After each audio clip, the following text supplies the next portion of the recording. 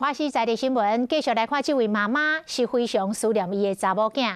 台中这个赖妈妈，伊生6个查囝，第5个查囝出世8天，就来送予一户姓林的人家来收养。了后，这个养爸母搬厝，从此就无消无息。这赖妈妈10多年前，就央请里长帮忙倒找查囝，嘛走到户政事务所去调资料。 但是拢无线索。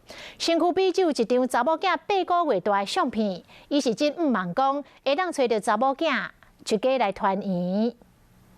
看讲过了好无好安尼啊。想到4年38年查某囝就流目屎。啊，到遐大阵啊，迄个查某过几10年啊无生啊，啊伊嘛看足侪人嘛无介意，啊看到阮查囝介意。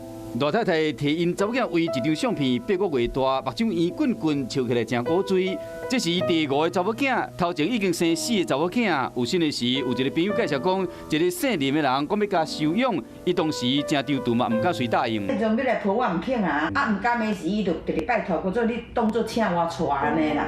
出世8天就互抛弃，户口嘛迁去互人做养女，都开始对方要你联络，会去看查某囝，想要到8个月大的时，对方寄这张相片来了，就无消息啦。 连那个当地的里长啊，也都拜托了老住户、老居民都去询问啊，但是就是一无所获。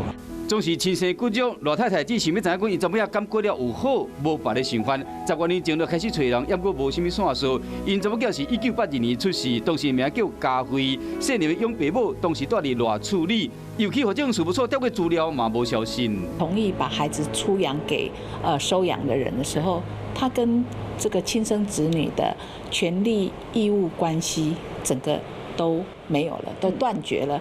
户政事务所人员讲，囡仔出养了后，依照个资法，袂使提供资料倒找人。加上唔知讲伊养爸母敢有想要互因查某囝认亲。老太太找无人，只好借由新闻的报道，互因查某囝看到伊8个月大的相片，甲伊联络，互规家伙有团圆的机会。